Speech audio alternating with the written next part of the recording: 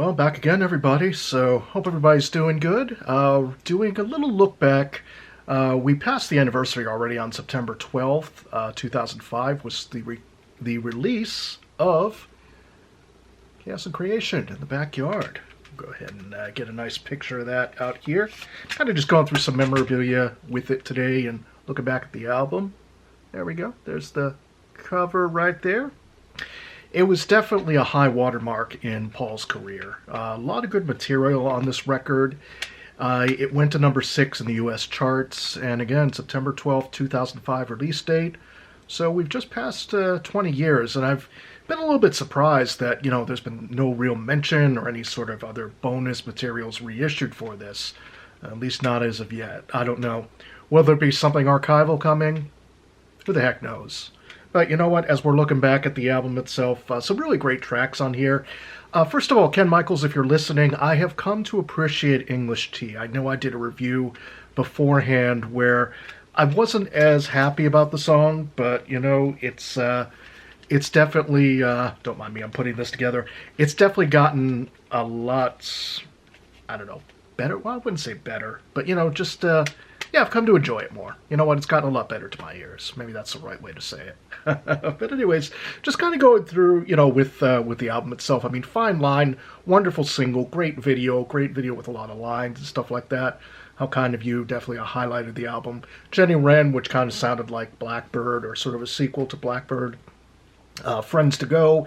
Friends to Go definitely has a George Harrison vibe to it. Those are some of the tracks I can definitely recommend, off the album itself. Of course, it's never happened before in any way that ends the album. And, of course, they did issue a deluxe edition. And, of course, it's good that the shirt is kind of matching this today. A little bit of a plan right there. Now, as you can see, that's the deluxe edition. But wait, if we turn it upside down, it still says Paul McCartney. Kind of a cool little trick he did with that one. So it was released in a 2-disc version right here, which mirrors the album itself. Although the special edition DVD had a documentary between Chaos and Creation. Although there was a second one that was made that never was released physically, which I think would be a good thing if they ever decide to reissue this.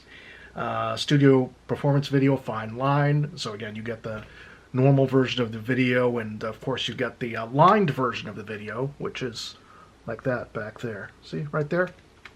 So, basically looking with that, I quite enjoy the line version of the video. That's also found on the McCartney years, by the way, just to give a little bit of a reflection on that.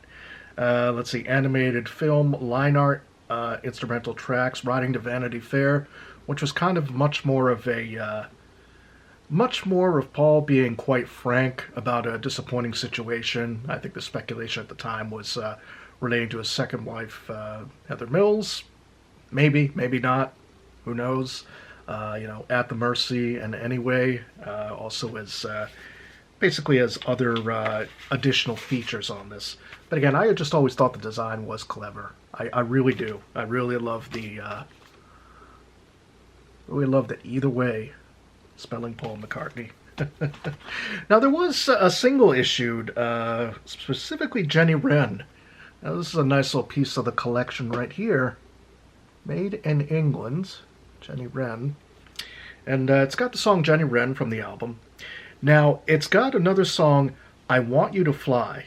5 minutes and 3 seconds of pure bliss.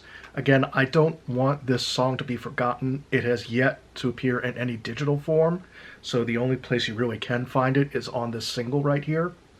And very much a psychedelic song. I think that would have been a good addition to the album.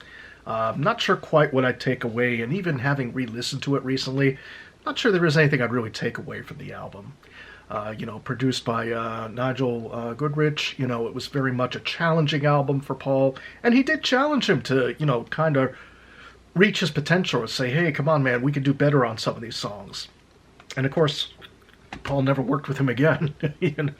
I mean, I think Paul can work best sometimes when there's a little bit of a challenge. You don't want someone to say, hey, your music totally sucks, but at the same point, no, maybe this song isn't as good. Let's try this. Let's try that. And again, I think that's why it is a high watermark. Also, this Loving Game is on the single itself. And let me see if I can go ahead and just pull this out. I don't usually get to pull out this one from the archives here, but what we've got is cover right there.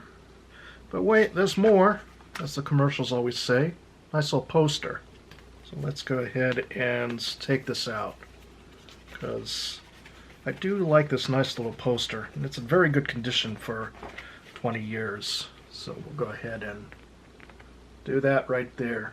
As you can see, right there. Nice little, nice wide poster. So again, that's always the little stuff that I enjoy. Whenever some physical media gets issued from the McCartney camp, or from anybody for that matter, it's kind of nice and enjoyable to really have have that. And again, so that's another reason. Maybe seek that single out if you enjoy the poster. As I've said, just very much a high watermark for Paul's career. Finds him in good voice, finds him in good writing. It's a return to the top 10 after the dip in chart position from 2001's Driving Rain. This feels a bit more like maybe a direct sequel to Flaming Pie from 1997. Just some of my thoughts on that there. And that's pretty much it for this week. So I'll be working on something for the next video. Stay tuned for that. And hope everybody's having a good day. And I'll see you all next time. Bye, everybody.